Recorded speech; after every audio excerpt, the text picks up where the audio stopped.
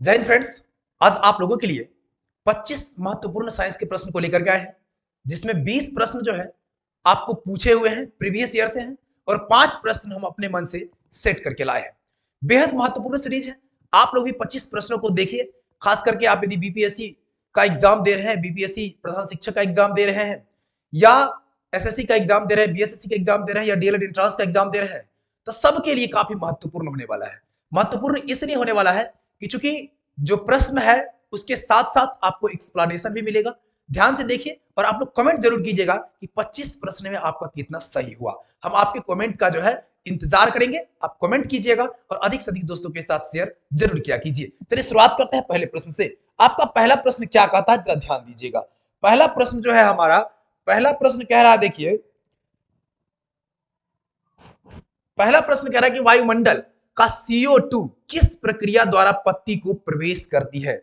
जो वायुमंडल में CO2 होता है, कार्बन डाइऑक्साइड होता है, ये कार्बन डाइऑक्साइड पत्तियों में, पौधों की पत्तियों में किस प्रकार से प्रवेश करता है। तो पत्तियों में आप लोग को निश्चित रूप से याद होगा, आप लोग पढ़े भी होंगे कि विस्तरण क्रिया के द्वारा पौधों में गैसों का आदान प्रदान जो होता है वो विस्तरण क्रिया के द्वारा होता है। तो विस्तरण क्रिया के द्वारा पत्तियों में पहुंचता है। अब यहाँ पर थोड़ा सा जब पत्ती की बात आ जाती है तो पौधे जो है प्रकाश संश्लेषण क्रिया के द्वारा भोजन बनाते हैं। आप लोगों को पता है कि CO2 को जो है ग्रहण करते हैं और जो आपका ऑक्सीजन है उसको छोड़ने का काम करते हैं। CO2 ग्रहण करते हैं, ऑक्सीजन छोड़ते हैं। आप लोग को यह भी पता होना चाहिए कि जो पौधे में प्रकाश संश्लेषण क्रिया होती है उसमें 4 चीजों का होना आवश्यक है। 4 चीज में कौन कौन होता है? नंबर 1 होता है CO2, नंबर दूसरा हो जाता है क्लोरोफिल, क्लोरोफिल हो जाता है आपका, तीसरा हो जाता है सूर्य प्रकाश, और चौथा हो जाता है जल। सूर्य प्रकाश और चौथा क्या हो जाता है? चौथा हो जाता है आपका जल। तो इसे भी आप ध्यान रखेंगे। जब क्लोरोफिल की बात आ ही जाती है तो क्लोरोफिल में आप लोगों को पता होगा कि मैग्नीशियम धातु पाया जाता है, और क्लोरोप्लास्ट में जो है आपका, क्लोरोप्लास्ट में मैग्नीज धातु पाया जाता है, लोहा धातु पाया जाता है, और कॉपर धातु पाया जाता है। ये कहां पाया जाता है? क्लोरोप्लास्ट में पाया जाता है। ये सभी जानकारियां आपको निश्चित रूप से ध्यान रखनी चाहिए। आ जाइए नेक्स्ट प्रश्न को हम लोग देखने का काम करते हैं। नेक्स्ट प्रश्न हमारा कहता है, दूसरा प्रश्न है, देख लीजिए। दूसरा प्रश्न कहता है समुद्र के तल पर वायु का दाब होता है। समुद्र तल पर वायुमंडलीय दाब की बात कहा जा रहा है। समुद्र तल पर वायुमंडलीय वायु का जो दाब होता है उसको वायुमंडलीय दाब कहते हैं। और ये जो होता है आपका वायु जो है 76 सेंटीमीटर के बराबर होता है। कितने? जो इसका दाब होता है वो 76 सेंटीमीटर के, और अगर बात करें मिलीमीटर में, इसको एमएम में बात करें तो ये 760 मीटर होता है, एमएम होता है। ये बिल्कुल सही है। इनमें से सभी आपका बिल्कुल सही आंसर हो जाएगा। तो चलिए आगे बढ़ जाते हैं। अगला प्रश्न हमारा क्या कहता है? अगला प्रश्न हमारा कहता है, देखिए प्रश्न नंबर 3 है हमारा। प्रश्न नंबर 3 कहता है जी, तो क्लोरोप्लास्ट का बात हो रहा है। क्लोरोप्लास्ट जो है थाइलाकोइड्स किस रूप में होता है? देखिए ये जो होता है ये आपका जो है थाइलस के रूप में होता है। ठीक है, किस किस रूप में? थाइलस के रूप में होता है। और ये आपस में एक दूसरे से जुड़ा हुआ होता है। ये आपस में क्या होता है? एक दूसरे से जुड़ा होता है। ये भी याद रखेंगे। ठीक है, एक दूसरे से क्या होता है? जुड़ा होता है। चलिए नेक्स्ट देख लेते हैं हम लोग। नेक्स्ट प्रश्न हमारा क्या कहता है? चौथा प्रश्न जो हमारा है, देख लीजिए, ये एड्स से रिलेटेड है। एड्स एक घातक बीमारी है जो द्वारा होती है। किसके द्वारा होता है? देखिए एड्स का मतलब होता है AIDS, और एड्स का फुल फॉर्म हम अगर कहें तो एक्वायर्ड इम्यूनो, ठीक है, इम्यूनो होता है, डिफिशियंसी, डिफिशियंसी और सिंड्रोम होता है। ठीक है, सिंड्रोम, ये क्या होता है? ये acquired immuno deficiency syndrome AIDS का फुल फॉर्म होता है। एड्स के बारे में अगर जाने तो 1 दिसंबर को एड्स दिवस मनाया जाता है। यह जो होता है ये विषाणु से होने वाला बीमारी है। किसके वजह से होता है? विषाणु से। विषाणु मतलब वायरस से होने वाला है। और किस वायरस से होने वाला है? तो ये जान लीजिए, एड्स जो होता है HIV वायरस की वजह से होता है। HIV वायरस का मतलब जानते हैं कि ह्यूमन इम्यूनो वायरस होता है। और ये HIV वायरस ऐसा वायरस होता है, इसके प्रकोप के बाद जो है मनुष्य में या जो जिस भी जीव जंतु में पड़ जाएगा तो उसका रोग प्रतिरोधक क्षमता खत्म हो जाता है, धीरे धीरे उसका वजन घटने लगता है। तो कहीं ना कहीं ये जो है बहुत ही घातक बीमारी है। और किस चीज से होता है? ये एक विषाणु से होता है। विषाणु से और भी रोग होता है, जैसे पोलियो है, खसरा है आपका, उसके बाद रेबीज है। रेबीज जो होता है कुत्तों में होता है, बंदरों में होता है। रेबीज रेबडो वायरस के कारण होता है। ये भी वायरस से ही होता है। तो चलिए आई होप कि आप लोग को अच्छा लग रहा होगा।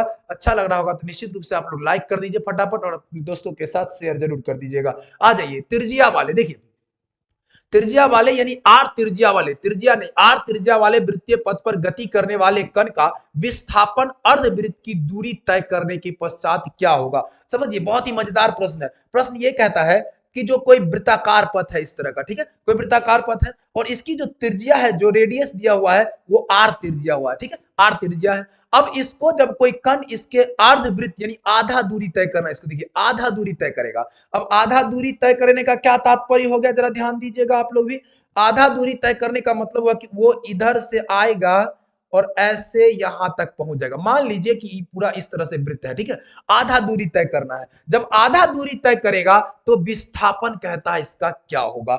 आधा दूरी तय करने का मतलब तो हो गया 2 पाई आर दूरी तय किया और इस 2 पाई आर परिधि होता है और आधा मतलब आधा कर दीजिए 1/2, 2 से 2 खत्म हो गया, ये दूरी पाई आर दूरी तय करेगा। चलिए ठीक है, ये समझ में आ रहा है। लेकिन जब विस्थापन की बात होती है तो विस्थापन हम लोग जानते हैं, विस्थापन जो होता है वो क्या होता है, जो सबसे न्यूनतम दूरी होता है वो विस्थापन होता है। क्या होता है, सबसे न्यूनतम दूरी। अब सबसे न्यूनतम दूरी बोले तो क्या, यहां से अगर आप शुरुआत करेंगे और यहां आपको पहुंचना है तो क्या ये रास्ता ही आपको न्यूनतम लगेगा या ये रास्ता भी न्यूनतम हो सकता है आपके लिए। न्यूनतम तो यही रास्ता होगा ना, और न्यूनतम ये होगा मतलब आर और प्लस आर यानी डबल त्रिज्या। यहां पर अगर केंद्र है ये त्रिज्या अर्थात व्यास कहेंगे, न्यूनतम दूरी उसके व्यास के बराबर हो जाएगा, मतलब r plus r is equal to 2r। और 2r बोले तो आपका आंसर हो जाएगा डी, आंसर हो जाएगा। आ गया समझ में, आ गया बिल्कुल समझ में। क्योंकि हमें विस्थापन ज्ञात करना था अर्धवृत्ताकार पथ पर आधा मतलब दूरी तय करके विस्थापन ज्ञात करना था, तो विस्थापन के लिए यहां पर क्या हो जाएगा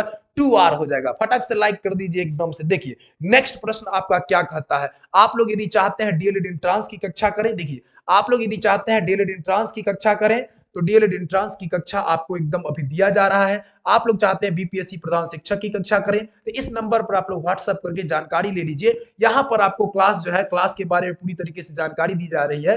वहां से मतलब क्लास आप ज्वाइन कर सकते हैं। लाइव क्लास चलता है, इसी तरह से डिजिटल बोर्ड पर लाइव क्लास चलता है और लाइव क्लास में आपको कई शिक्षक क्लास दे रहे हैं और वहां से क्लास ज्वाइन करके आप अपनी सफलता को सुनिश्चित कर सकते हैं। तो आइए साथियों चलिए आगे बढ़ जाते हैं और अगला प्रश्न हमारा 6 नंबर होगा कि परमाणु विद्युततः उदासीन क्यों होता है। परमाणु विद्युततः उदासीन होता है, इसका क्या वजह है। तो परमाणु के बारे में हम लोग जानते हैं कि कोई मान लीजिए कि ये इस तरह का मान लीजिए कि परमाणु है, तो परमाणु में क्या क्या होते हैं, इलेक्ट्रॉन होते हैं, प्रोटॉन होते हैं और न्यूट्रॉन होते हैं। इलेक्ट्रॉन जो होता है वो चक्कर लगाने का काम करता है और प्रोटॉन और न्यूट्रॉन जो होता है वो वहां पर होता है, तो उसके केंद्र में होता है, उसके नाभिक में होता है। तो चूंकि होता क्या है इसमें कि इलेक्ट्रॉन और प्रोटॉन की संख्याएं जो होती है वो समान होता है। जब इलेक्ट्रॉन और प्रोटॉन की संख्या समान होती है इसीलिए परमाणु को कहा जाता है विद्युततः उदासीन। समझ में आ गया, इलेक्ट्रॉन और प्रोटॉन की संख्या समान अर्थात कुल इलेक्ट्रॉन की संख्या कुल प्रोटॉन की संख्या के बराबर होता है, इसलिए कहा जाता है इसको परमाणु विद्युततः उदासीन। अब जरा समझ लीजिए इलेक्ट्रॉन, इलेक्ट्रॉन के खोजकर्ता कौन थे, एकदम ध्यान से समझिए। इलेक्ट्रॉन के खोजकर्ता एक ट्रिक्स बता देते हैं आपको, अंग्रेजी में अगर कहे तो द गोपचन कहा जाता है, द गोपचन। दैट मींस यहां समझिए, यहां गोपचन का क्या मतलब है, ध्यान से समझिएगा, एकदम 1 मिनट में आपको पूरा एकदम याद हो जाएगा जीवन भर के लिए। देखिए ई फॉर इलेक्ट्रॉन कहेंगे, ई से कहेंगे इलेक्ट्रॉन, पी से कहेंगे प्रोटॉन, प्रोटॉन कहेंगे और एन से कहेंगे न्यूट्रॉन, न्यूट्रॉन कहेंगे, ठीक है, न्यूट्रॉन कहेंगे। ध्यान दीजिएगा, जब इलेक्ट्रॉन है टीएच है तो इलेक्ट्रॉन का खोजकर्ता थॉमसन हो गया, प्रोटॉन है प्रोटॉन जियो है गोल्डस्टीन हो गया, एन से न्यूट्रॉन है न्यूट्रॉन के खोजकर्ता चैडविक हो गए। यानी ये भी आप ध्यान में रख सकते हैं इलेक्ट्रॉन के खोजकर्ता कौन हो गए, तो इलेक्ट्रॉन के थॉमसन होता है या थॉमसन कहिए, और प्रोटॉन का आपको गोल्डस्टीन हो गए और न्यूट्रॉन का कहे तो चैडविक हो गए। ठीक है, तो इस बात को ध्यान रख सकते हैं आप कि यहाँ पर हम लोग ये भी समझ गए कि ये इलेक्ट्रॉन प्रोटॉन और न्यूट्रॉन के खोजकर्ता कौन है। इलेक्ट्रॉन पर ऋण आवेश होता है, प्रोटॉन पर धन आवेश होता है और न्यूट्रॉन जो होता है वो बिल्कुल आवेशहीन होता है। आइए आगे बढ़ जाते हैं, अगला हमारा क्या है, अगला हमारा क्या कहता है, देखिए यहाँ पर अगला प्रश्न हमारा 7 नंबर कहता है झड़िया किस वस्तु के उत्पादन के लिए जाना जाता है। बात कर रहे हैं झड़िया की, तो झड़िया जो है आपको ये जो है आपका कोयला के लिए जाना जाता है। किस चीज के लिए, कोयला के लिए। ये दामोदर घाटी में स्थित है, ये दामोदर घाटी में स्थित है। अगर बात कर ले चांदी का, तो चांदी के लिए तो आपको कौन जाना जाता है, गुजरात जाना जाता है। चांदी के लिए चांदी के लिए राजस्थान आपको जाना जाता है, राजस्थान जाना जाता है। बात कर ले पेट्रोलियम के लिए, तो ये आपको गुजरात जाना जाता है, गुजरात सबसे ज्यादा। अगर बात कर ले सोना का, तो सोना के लिए कौन जाना जाता है, ये आपको कर्नाटक तो निश्चित रूप से याद ही होगा, कर्नाटक। ठीक है, तो इस तरह से आप देख सकते हैं झड़िया किस चीज के लिए प्रसिद्ध है, तो ये आपका हो जाएगा झड़िया आपका कोयला के लिए। आ जाइए नेक्स्ट देख लेते हैं, आपका अगला प्रश्न हमारा क्या कहता है, बाहरी कान। बाहरी कान क्या कहलाता है, यानी बाहरी कान का मतलब ये पार्ट हो गया बाहर वाला पार्ट, ये क्या कहलाता है, ये कर्ण पल्लव कहलाता है। क्या कहलाता है, कर्ण पल्लव कहलाता है, इसे भी ध्यान रखेंगे। नेक्स्ट क्वेश्चन हमारा देखिए क्या कहता है, क्वेश्चन नंबर अगर हम बात करें 9 की, क्वेश्चन नंबर 9 है विद्युत आवेश का एसआई मात्रक क्या होता है, या एसआई मात्रक से हमेशा साथियों प्रश्न पूछा ही जाता है। ये एसआई मात्रक जो है, ये एसआई मतलब होता है इंटरनेशनल सिस्टम कहते हैं इसको हम, और ये जो होता है ये विद्युत आवेश की बात करते हैं, आवेश का एसआई मात्रक कूलाम होता है। तो फिर वोल्ट किसका होता है, तो विद्युत विभव और विभवांतर का मात्रक जो होता है, विद्युत विभव कहिए, विभव कहिए या विभवांतर कहिए, विभवांतर इसका जो मात्रक होता है ये हमारा वोल्ट हो जाता है। अगर बात कर ले ओम का, तो ये ओम जो होता है प्रतिरोध का मात्रक आपका क्या कहलाता है, ओम कहलाता है। ये प्रतिरोध का मात्रक ओम होता है। और यहीं पर प्रतिरोधकता एक होता है, प्रतिरोधकता, प्रतिरोधकता होता है, इसका भी मात्रक हो जाता है ओम मीटर होता है। इस तरह की आकृति होती है, इसका ओम मीटर हो जाता है। एम्पियर की अगर बात करें तो विद्युत धारा का मात्रक क्या होता है, ये आपका एम्पियर होता है, विद्युत धारा का मात्रक हो जाता है एम्पियर। तो इन सब चीजों को भी आप आसानी से याद रख सकते हैं और ये भी प्रश्न पूछे जाते हैं। चलिए आ जाइए नेक्स्ट प्रश्न हम देख लेते हैं, अगला हमारा क्या कहता है। अगला प्रश्न हमारा जो है वो देख लीजिए, अगला प्रश्न कहता है कि पृथ्वी के वायुमंडल में ऑक्सीजन गैस की मात्रा कितनी होती है। ये पूछा गया प्रश्न है, देखिए अपने मन से हम प्रश्न नहीं सेट किए हैं, सारा पूछा गया प्रीवियस में। देखिए ऑक्सीजन की अगर बात करें तो 21% आप लोग को पता ही ऑक्सीजन होता है। अगर CO2 की बात कर ले तो वो 0.03% होता है। अगर नाइट्रोजन की बात कर ले तो 78% नाइट्रोजन होता है। इस तरह से हम लोग देखते हैं। तो वायुमंडल की, अगर वायुमंडल में देखिए ऑक्सीजन हमारा होता है 21%, कार्बन डाइऑक्साइड 0.03% और नाइट्रोजन जो होता है सर्वाधिक होता है और ये आपका 78% होता है। तो आपका आंसर क्या हो जाएगा, ए हो जाएगा, बिल्कुल ध्यान रखेंगे। आ जाइए नेक्स्ट प्रश्न देख लेते हैं, अगला प्रश्न हमारा क्या कहता है। अगला प्रश्न है देखिए, वह तत्व जिसकी परमाणु संख्या कितना हो, 28 हो, तो उसका सही इलेक्ट्रॉनिक विन्यास क्या होगा। साथियों आपको पता होना चाहिए इलेक्ट्रॉनिक विन्यास खींचने का जो होता है तरीका जो होता है वो आपको होता है, जैसे इलेक्ट्रॉनिक विन्यास जब भी खींचा जाता है तो उसमें 4 चीजों की मतलब आवश्यकता होती है, जिसमें S, P, D और F जो होते हैं, ये 4 ब्लॉक्स होते हैं। S में अधिक से अधिक 2 इलेक्ट्रॉन, P में अधिक से अधिक 6 इलेक्ट्रॉन, D में अधिक से अधिक 10 इलेक्ट्रॉन और F में अधिक से अधिक 14 इलेक्ट्रॉन को रखा जाता है। तो कहीं ना कहीं इस बात को निश्चित रूप से आप ध्यान रखेंगे। साथ ही साथ जो इसका खींचने का कंडीशन होता है वो 28 करके होता है, 2818 करके होता है। आप इसी से पकड़ सकते हैं, पहले 2 होना चाहिए, उसके बाद 8 होना चाहिए, उसके बाद 18 होना चाहिए, फिर 18 होना चाहिए, इस तरह से होता है। तो आप देखिए यहाँ पर क्या हो जाता है, 2 8 वाला कौन सा है, तो 2 8 वाला आप देखिए पहला ऑप्शन है, यही से आप पकड़ सकते हैं, यही होगा निश्चित रूप से। और जोड़ करके भी देख लीजिए 2 8 10 और 18 क्या हो जाएगा, तो 28 हो जाएगा। 18 और 10 28 होता है, ये आपका हो जाएगा। और ये किसके लिए है, तो निकेल का है। निकेल का ये क्या है, परमाणु संख्या है 28 और ये जो है सो इसका अपना इलेक्ट्रॉनिक विन्यास 28 और 18 हो जाएगा। आ जाइए साथियों, चलिए अगले प्रश्न को देख लेते हैं। फटाफट अंदाज में आप लोग को हम बता देते हैं 25 प्रश्न आज।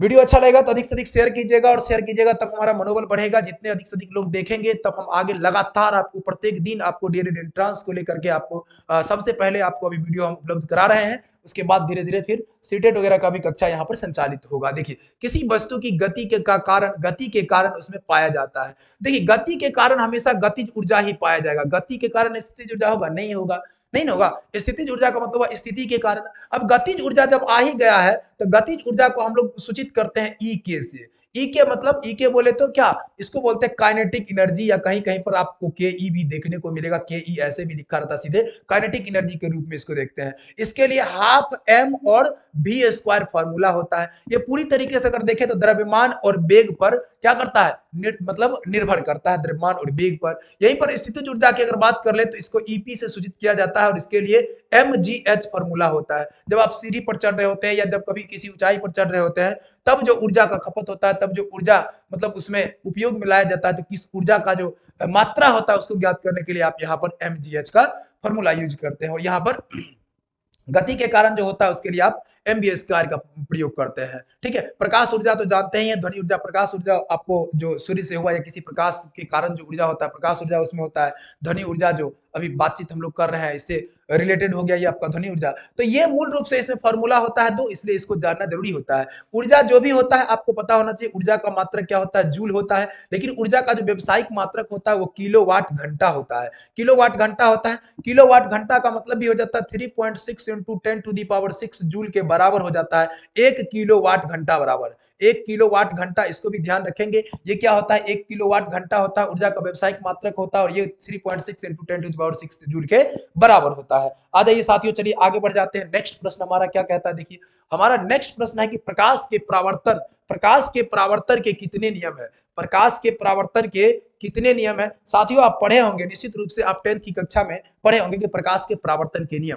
प्रकाश का परावर्तन पहले कहते हैं किसको किसको है, तो प्रकाश का परावर्तन का मतलब होता है कि जब प्रकाश किसी वस्तु या सतह से टकराकर लौटती है, इस घटना को प्रकाश का परावर्तन कहते हैं। और प्रकाश के परावर्तन के सर दो नियम होते हैं, दो नियम जो होते हैं, जैसे पहला नियम होता है आपतित किरण, परावर्तित किरण और आपतन बिंदु पर डाले गए लंब तीनों एक ही समतल में होते हैं। और दूसरा होता है कि आपतन कोण परावर्तन कोण के बराबर होते हैं। आपतन कोण परावर्तन कोण के बराबर होते हैं, परावर्तन कोण के बराबर होते हैं। इसे भी ध्यान रखेंगे, आपतन कोण परावर्तन कोण के बराबर होते हैं। ये दो नियम है, दो नियम निश्चित रूप से याद रखेंगे। अगर कहेंगे और भी इससे रिलेटेड जानकारी और भी ज्यादा दे दिया जाए तो निश्चित रूप से देख लीजिए कैसे क्या जानकारियां है इससे रिलेटेड और भी। ठीक है, देख लीजिए थोड़ा सा। हाँ, ये चूंकि होता क्या है, जैसे प्रकाश मान लीजिए इस तरह का कोई सतह है, इस पर प्रकाश ऐसे आकर के पड़ती है, तो ये इसको कहते हैं आपतित किरण। क्या कहते हैं, आपतित किरण कहते हैं, आपतित किरण। और यहां से टकरा करके जो लौट जाती है इसको कहते हैं परावर्तित किरण। क्या कहते हैं, परावर्तित किरण कहते हैं। ठीक है, परावर्तित किरण। अब यहाँ पर जो बीच में एक लंब डाला जाता है, लंब डाला जाता है, और ये लंब जो डाला जाता है इसी के बीच में जो कोण बनता है यही आपतन कोण आई होता है, और ये जो कोण बनता है ये परावर्तन कोण आर होता है, और यही आपतन कोण परावर्तन कोण बराबर होता है, और इसी को हम कहते हैं प्रकाश के परावर्तन का दूसरा नियम। ठीक है, चलिए तो आगे बताएंगे। फिर नेक्स्ट देख लेते हैं, अगला प्रश्न हमारा क्या कहता है। देखिए अगला प्रश्न है कि पादप कोशिकाओं में छोड़कर सभी होते हैं, यानी पादप कोशिका में किसको छोड़ करके बाकी सब होता है। तो देखिए पादप कोशिका में केंद्रक नहीं होता है, पादप कोशिका में केंद्रक नहीं होता, बाकी सारा चीज क्लोरोप्लास्ट होता है, सेलुलोज की बनी होती है, इसलिए उसका आवरण कड़ा होता है, बड़ी रिक्तिका होती है, यानी कि सब कुछ होता है। अगर छोड़ दिया जाए तो क्या नहीं होता है, केंद्रक नहीं होता है। आ जाइए, चलिए नेक्स्ट प्रश्न हम लोग देख लेते हैं। हमारा नेक्स्ट प्रश्न क्या कहता है, प्रश्न नंबर 15 तक हम पहुंच गए हैं। प्रश्न नंबर 15 हमारा कहता है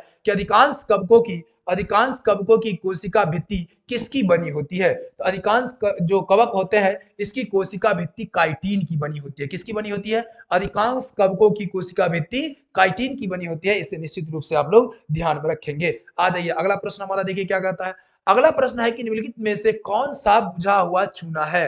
ज्यादा ऊंचा हो गया लगता नहीं, कौन सा बुझा हुआ चूना। देखिए निम्नलिखित में से कौन सा बुझा हुआ चूना है। बुझा हुआ चूना मतलब क्या होता है, शुष्क बुझा हुआ चूना कहिए। ये CaOH का होल ट्वाइस कैल्शियम हाइड्रोक्साइड इसको कहते हैं। कैल्शियम हाइड्रोक्साइड जो होता है ये आपका CaOH का होल ट्वाइस, इसको कहते हैं शुष्क बुझा हुआ चूना। CaO को अगर कहा जाए तो कैल्शियम ऑक्साइड कहा जाता है, CaCO3 को कहा जाए तो कैल्शियम कार्बोनेट कहा जाता है, और Ca तो आपका कैल्शियम है ही है। ठीक है, ये आपको याद रखना, शुष्क बुझा हुआ चूना आपसे पूछा जाता है, और CaOH का होल ट्वाइस होता है, इस चीज को भी ध्यान रखेंगे। आ जाइए नेक्स्ट प्रश्न हमारा क्या कहता है, देख लेंगे। अगला प्रश्न है, देखिए कि पशुओं के बारे में।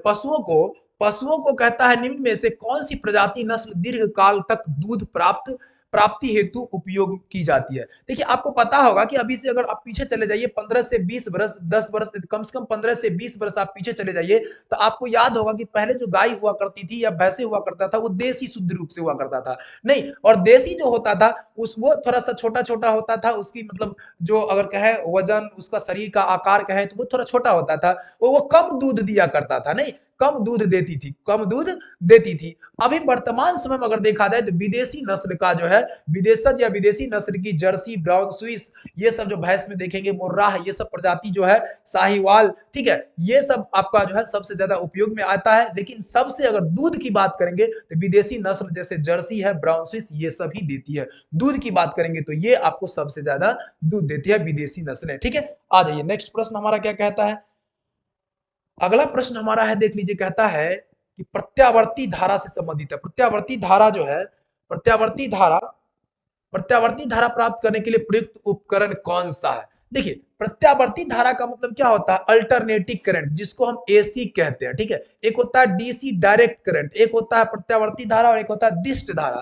तो जो एसी है, ये आपको डायनेमो का क्या काम है? डायनेमो का काम है जो प्रत्यावर्ती धारा को डायनेमो जो है लगा करके प्रत्यावर्ती धारा को उत्पन्न किया जाता है, ठीक है। और प्रत्यावर्ती धारा, ये डायनेमो जो है आपका, डायनेमो क्या करता है, किस ऊर्जा को किस ऊर्जा में परिवर्तित करता है, ये आप लोग हमें कमेंट में जरूर बताइएगा। डायनेमो का जो है, ये कमेंट में आप लोग के लिए छोड़ देते हैं, डायनेमो किस ऊर्जा को किस रूप में परिवर्तित करता है, ये जरूर आप लोग बताइएगा। अच्छा देखिए, आ मीटर जो होता है, जिसको ए मीटर कहते हैं, ए मीटर हमेशा देखिए देखे होइएगा, उसको श्रेणी क्रम में जोड़ा जाता है। श्रेणी क्रम का क्या मतलब होता है? श्रेणी क्रम का मतलब क्या होता है? श्रेणी क्रम का मतलब ये हो जाता है कि जब आप किसी उपकरण को लगा रहे हैं तो एक साथ ऐसे इस तरह से जोड़ेंगे, ये श्रेणी क्रम हो जाता है। और समांतर क्रम अगर वो होता है जब ऊपर और नीचे करके फिर लगाते जाएंगे इस तरह से, मान लीजिए फिर ऐसे करके लगाइएगा ऊपर से नीचे की ओर, तो ये समांतर क्रम होता है, ये श्रेणी क्रम होता है। तो वोल्ट मीटर को आपको समांतर क्रम में लगाया जाता है, वोल्ट मीटर को कहां लगाया जाता है? समांतर क्रम में। और ए मीटर को श्रेणी क्रम, वोल्ट मीटर को बी से सूचित किया जाता है, ए मीटर को ए से सूचित किया जाता है। यानी ए मीटर जो होता है वो परिपथ में विद्युत धारा की माप करती है, अब वोल्ट मीटर जो होता है उसमें उत्पन्न विभवांतर की माप करती है। ये भी आप ध्यान में रख सकते हैं, इससे भी जुड़े हुए प्रश्न पूछे जाते हैं। चलिए आ जाइए, अगला प्रश्न हम लोग देख लेते हैं आगे हमारा क्या कहता है। 19 नंबर प्रश्न हमारा कहता है कि जब इथेनॉल सोडियम के साथ अभिक्रिया करता है तो निम्नलिखित में से कौन सी गैस निकलती है? कौन सी गैस निकलती है ये कह रहा है। तो ध्यान देंगे, जब इथेनॉल की बात हो रहा है, इथेनॉल मतलब हुआ C2H5OH, ठीक है। और इसकी अभिक्रिया जब सोडियम से कराई जाती है Na से, ये बनता क्या? ये सोडियम इथोक्सेनेट बनता है। जैसे देखिए कैसे बनता है, तो बनेगा C2H5O और Na बनेगा, अब प्लस H2 हो जाएगा। यहाँ पर Na पर प्लस आयन हो जाता है। यहाँ देखिए अब होता है, इसको बैलेंस करने के लिए आपको 2 लगाना पड़ेगा, 2 लगाइएगा, यहाँ 2 लगाइएगा, बैलेंस हो जाएगा, ठीक है। ये जब सोडियम, ये जो इथेनॉल है आपका, इथेनॉल की अभिक्रिया जब भी सोडियम से कराई जाती है तो सोडियम एथोक्सेनेट बनता है और इसको जो है इसमें हाइड्रोजन गैस निकलती है। ये आपका जो आंसर हो जाएगा, ये क्या हो जाएगा आपका हाइड्रोजन यानी H2, यहाँ पर ये आपका सही आंसर होता।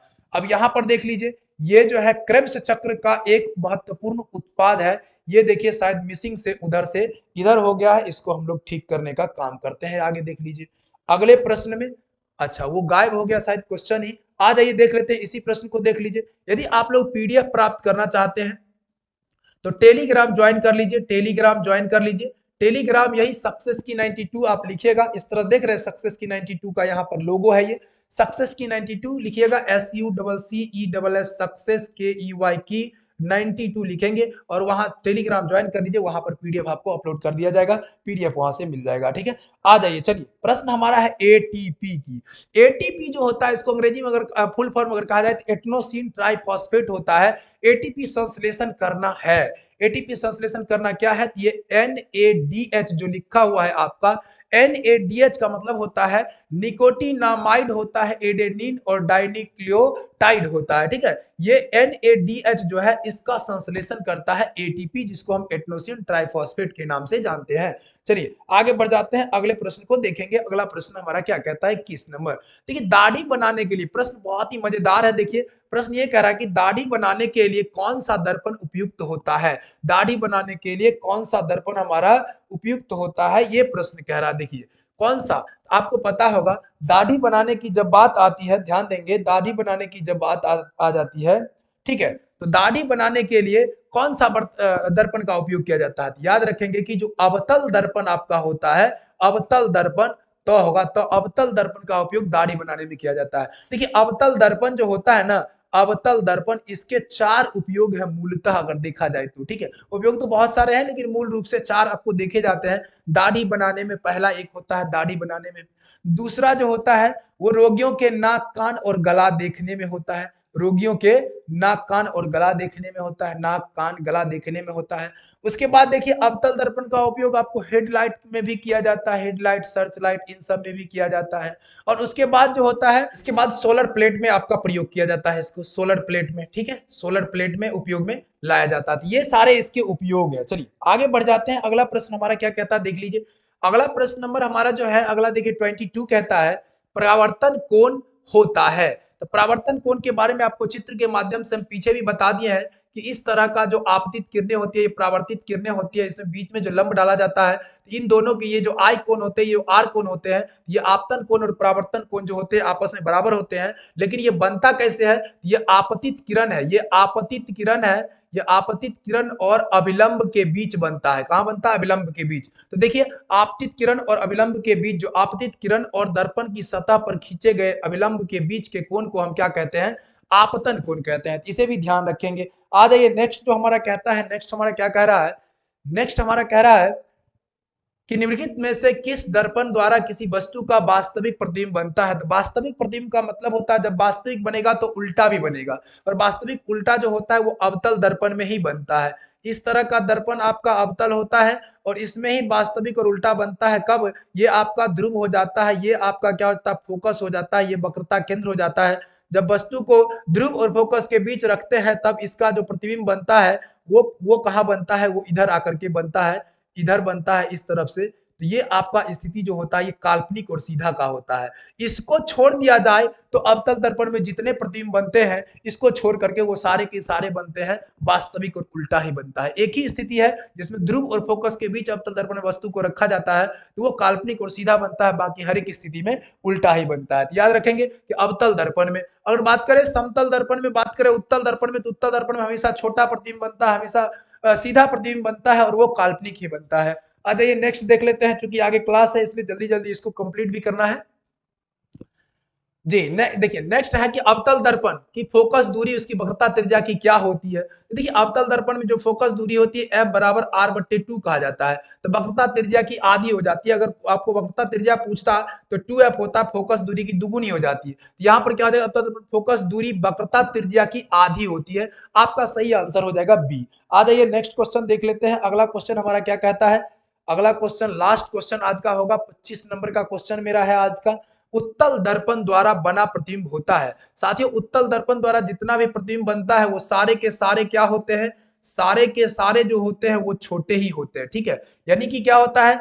वस्तु की अपेक्षा अगर देखें तो छोटा होता है, छोटा होता है, काल्पनिक होता है, काल्पनिक होता है, सीधा होता है, सीधा होता है, और हमेशा सीधा बनता है, हमेशा सीधा, छोटा और काल्पनिक बनता है। चाहे वस्तु को कहीं रखा जाएगा, इधर ही रखना है ना, इसका फोकस इधर, वक्रता केंद्र इधर होता है, ये धीरे धीरे आएगा फोकस की तरफ और ये धीरे धीरे ऐसे जाएगा, इस तरफ से गुजरेगा, इधर मान लीजिए ये सीधा रहेगा इधर, तो यहाँ पर मिल जाता है। यहाँ पे जैसे ही मिलेगा मान लीजिए A डैश और B डैश हो जाएगा, ये हमेशा छोटा ही प्रतिबिंब बनाएगा, ठीक है। तो छोटा प्रतिबिंब बनता है। तो आई होप कि आप लोग को ये बातें समझ में आ गया। तो काल्पनिक और सीधा, इस चीज को आप निश्चित रूप से लगाएंगे। उत्तल दर्पण द्वारा काल्पनिक और सीधा वस्तु से मतलब छोटा प्रतिबिंब बनता है, ठीक है। तो आई होप कि आपको ये 25 प्रश्न निश्चित रूप से समझ में आया होगा। आप लोग कमेंट करके बताइए कि 25 में से कितना आप लोग का सही हुआ है, ठीक है। कमेंट निश्चित रूप से करिए। चलिए अब जो है आप लोग थोड़ा सा इसको शेयर कर दीजिए, चैनल को सब्सक्राइब कर लीजिए। काफी मेहनत करके आप लोगों के लिए वीडियो ला रहे हैं, और थोड़ा सा शेयर करके हमारा भी थोड़ा सा क्या करिए, मनोबल को बढ़ाइए, मनोबल को बढ़ाइए। चलिए साथियों बहुत बहुत धन्यवाद, बहुत बहुत धन्यवाद।